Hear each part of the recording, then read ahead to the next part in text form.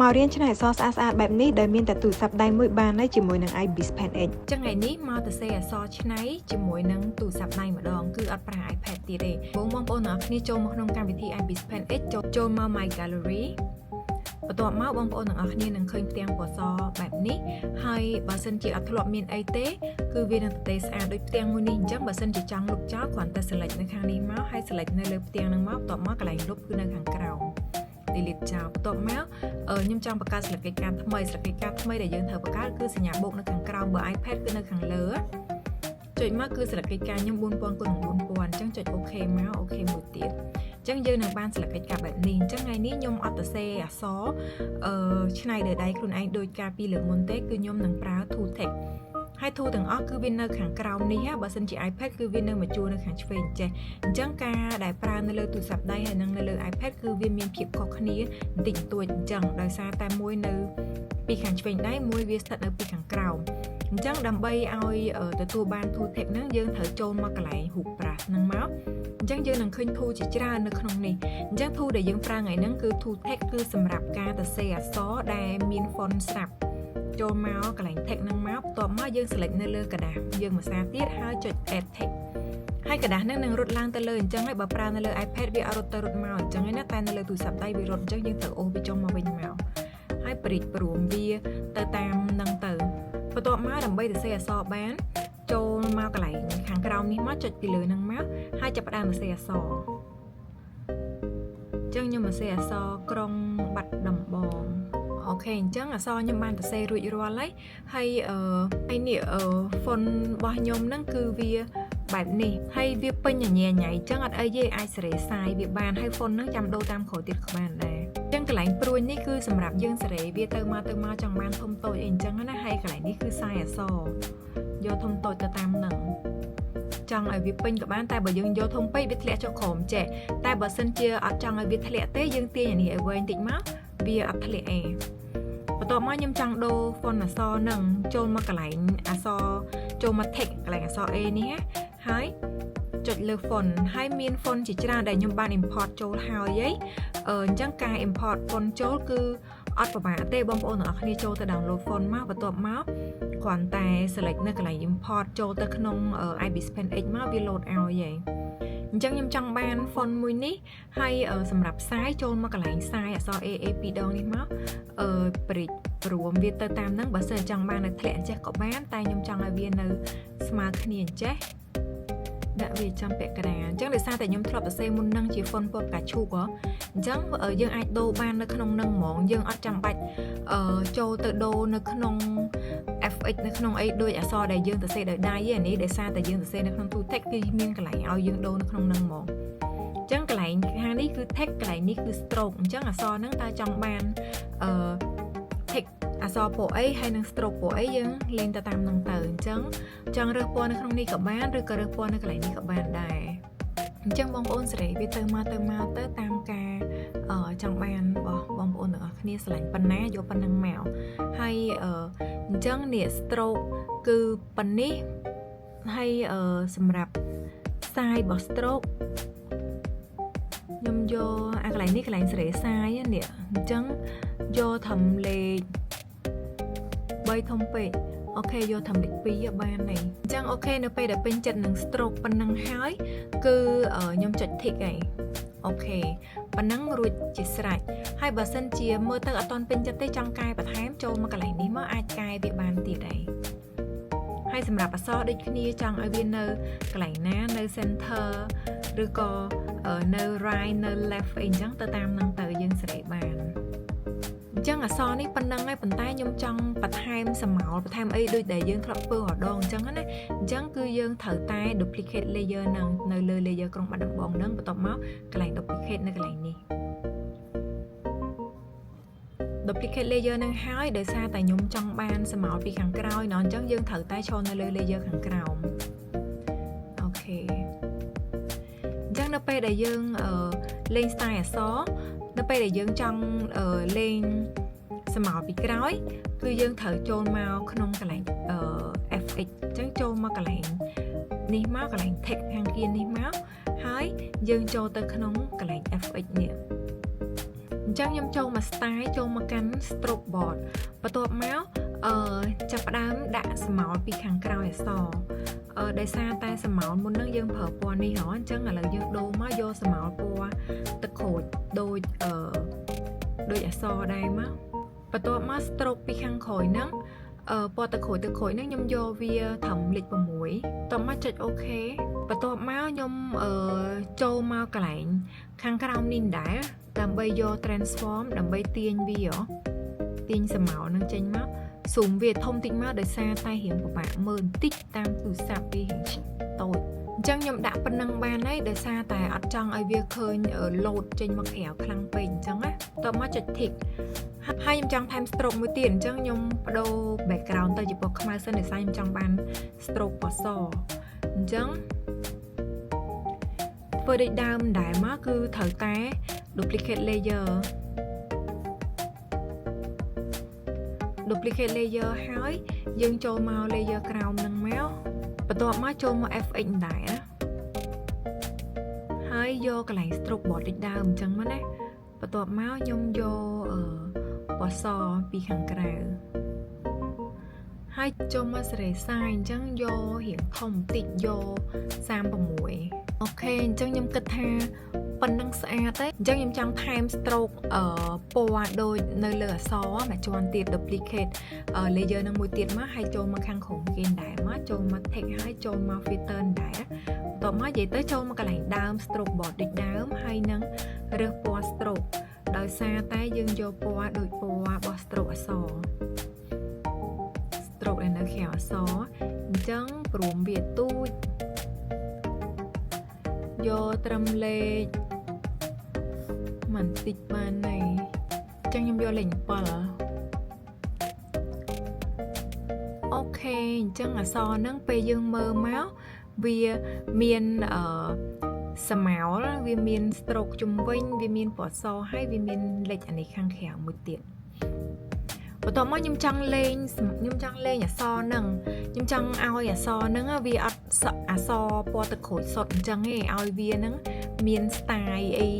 បន្តិចបន្តួចរបៀបថាអក្សរពីរពណ៌អញ្ចឹងណាអញ្ចឹងធ្វើមិនដើម្បីឲ្យបានអក្សរពីរពណ៌ហ្នឹងអញ្ចឹងយើងចេញមកក្រៅវិញសិនមកចូលមកបង្កើត layer ថ្មីមួយ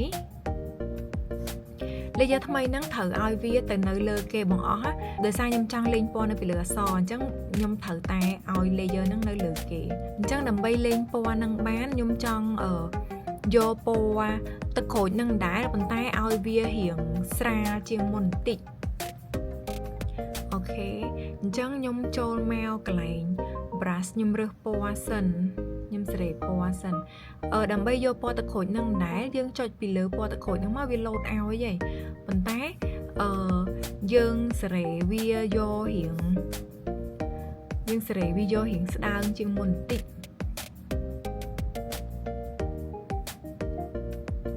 មើលនៅតាមនេះហើយយើងនឹងឃើញអានេះពណ៌ដើមហើយនេះពណ៌ថ្មីដែលយើងសេរីពណ៌រៀងស្តៀងគ្នាអញ្ចឹងមកអូខេអញ្ចឹងយើងបិទវាវិញហើយយើងចូលទៅប្រើកន្លែង magic wand នេះដើម្បីឆក់ពណ៌ហ្នឹងគឺមានន័យថាយើងចង់ឲ្យអាពណ៌ដែលយើងដាក់ហ្នឹងចូលទៅកន្លែងណាបើយើងចង់ឲ្យចូលទៅក្នុងអក្សរនេះយើងឆក់តែពណ៌នេះមកឆក់ទៅលើអក្សរហ្នឹងមកណាបាននៅកន្លែងពណ៌ទឹកក្រូចនេះហើយកន្លែងសអូនេះយើងចង់ឲ្យវាចូលអត់បើចង់ឲ្យវាចូលចុចលើវាមកបើអត់ចង់ទេមិនបាច់ចាំប៉ះវាទេ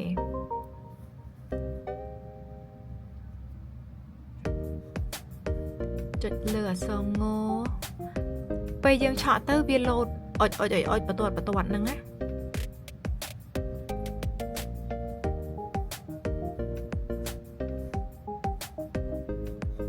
អូខេនិយាយទៅនៅក្នុងទូរស័ព្ទដៃយើងពិបាកប្រើបន្ទាប់ពីហ្នឹងមកគឺខ្ញុំចូលទៅកាន់កន្លែង tool brush គឺយើងសេរី brush ឲ្យរាងធំបន្តិចមក brush នេះតូចពេកខ្ញុំរើស brush សិន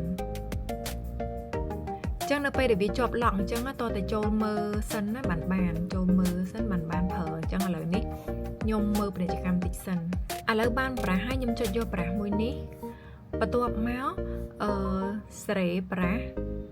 ឲ្យវាមកល្មមកុំធំពេកធំជាងអក្សរផាត់ទៅបាត់អក្សរបាត់បន្ទាប់មកយើងចាប់ដើម brush ខ្ញុំចង់ប្រាស់តែនៅចុងនឹងតិចចឹងណាខាងក្រោមអូខេតែប៉ុណ្ណឹងចូលមកខាងលើមកបន្ទាប់មកចុចកន្លែងឈូងនេះហើយ remove selection area ប៉ុណ្ណឹងយើងបានអក្សរមួយដែលមាន style ពីពណ៌ហើយឥឡូវខ្ញុំចូលមកបិទ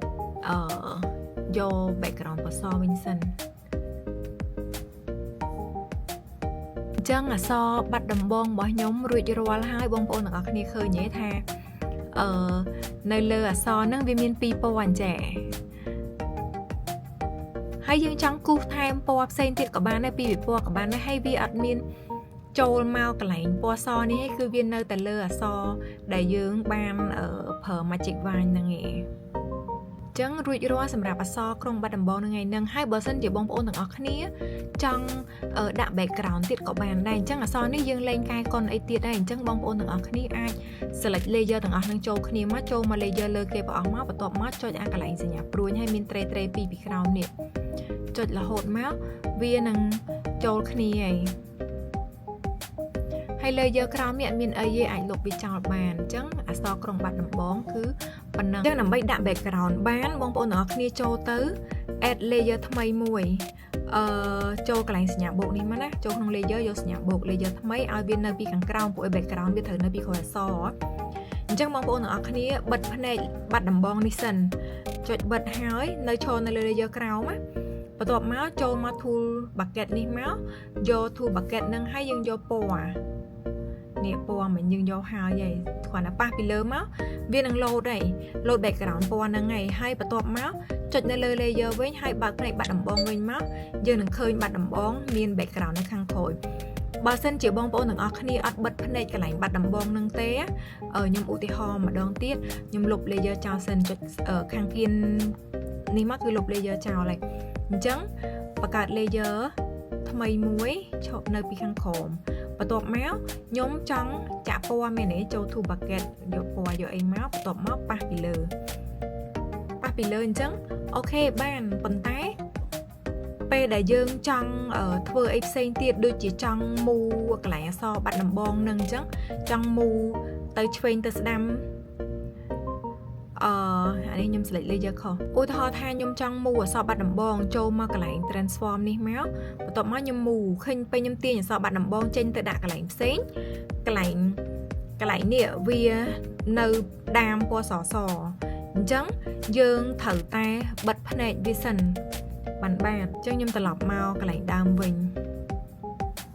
អញ្ចឹងយើងមើលតែនៅលើ layer ដឹងហើយនេះថា layer ក្រោមយើងមានឆ្នោតសនេះដោយសារវាបាំងអក្សរបាត់ដំបងហ្នឹងអញ្ចឹងមុននឹងចាក់ background ត្រូវតែបិទភ្នែក layer ផ្សេងដែលនៅលើហ្នឹងសិនឲ្យ layer បាត់ដំបងហ្នឹងតនេឲ្យ layer ហ្នឹងតនេស្អាតបានយើងចាក់ background ទៅវាអត់ប៉ះពាល់អីទាំងអស់អញ្ចឹងលុបវាចោលមកហើយខ្ញុំធ្វើសារថ្មី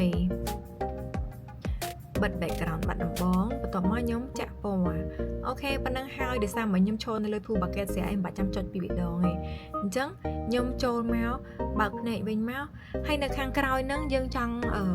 លេងយក brush យកមកលេងដាក់បេះដូងដាក់អីទៀតក៏បានដែរអញ្ចឹងនៅក្នុង brush ហ្នឹងណាគឺមានច្រើនមែនតើអូសមកខាងក្រោមឲ្យឆ្ងាយបន្តិចមកមាន brush បែប bling មានបេះដូងមានអីអញ្ចឹងឬក៏បងប្អូនទាំងអស់គ្នា insert រូបអីផ្សេងដាក់ចូលមកក៏បានដែរអញ្ចឹងដូចខ្ញុំចង់បាន brush បេះដូងនេះចោះខ្ញុំយក brush ហ្នឹងហើយខ្ញុំ bridge brush ហ្នឹងឲ្យរៀងធំបន្តិច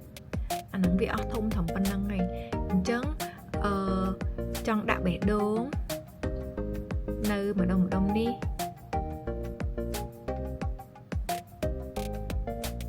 និយាយទៅនៅលើ layer ហ្នឹងចង់ដាក់នៅកន្លែងណាក៏បានដូចខ្ញុំដាក់តាមខ្ញុំនៅក្បែរបាត់ដំបងនេះក៏បាន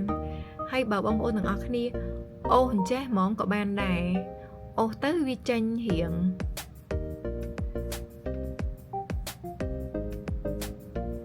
វាចេញអញ្ចឹងណាហើយបើយើងចុចមួយអាហ្នឹងវាចេញមួយតាមនឹងដែរ អូខេរួចរាល់សម្រាប់អក្សរក្រុងបាត់ដំបងជាមួយនឹង background រូបបេះដូងខ្ញុំសង្ឃឹមថាបងប្អូនទាំងអស់គ្នានឹងតាមទាន់ហើយនឹងយល់ពីអ្វីដែលខ្ញុំបានបរៀនសម្រាប់អ្នកដែលមានតែទូរស័ព្ទដៃគឺមិនបាច់ពិបាកអាចប្រើបានដូចគ្នាគ្រាន់តែរៀងពិបាកតិចឬក៏បងប្អូនទាំងអស់គ្នាអាចប្រើប៊ិចក៏បានដែរមានប៊ិចដែរប៉ុន្តែដោយសារអត់បានប្រើប៊ិចមិញហ្នឹងពួកអីគិតថាធ្វើដោយដៃហ្មងទៅដើម្បីឲ្យបងប្អូនដែលអត់មានប៊ិចប្រើគាត់ធ្វើបានតាមដែរអញ្ចឹងណាអញ្ចឹងបន្ទាប់ពីហ្នឹងមកបងប្អូនទាំងអស់គ្នាអាច select layer ទាំងពីរហ្នឹងចូលគ្នាមកក៏បានដែរអញ្ចឹងប៉ុណ្ណេះរួចរាល់ហើយបងប្អូនទាំងអស់គ្នាអាច save បានដោយចុចនៅសញ្ញាព្រួយនៅខាងក្រោមនេះបន្ទាប់មកយកពាក្យថា save ហើយអូខេទៀតមកអញ្ចឹងពេលដែលបងប្អូនទាំងអស់គ្នាចូលទៅកន្លែង photo ទៅនឹងឃើញហើយអាចយកទៅប្រើប្រាស់ឬក៏យកទៅ post នៅក្នុង Facebook បាន អរគុណសម្រាប់ការទស្សនាវីដេអូរបស់ខ្ញុំជួបគ្នានៅវីដេអូក្រោយ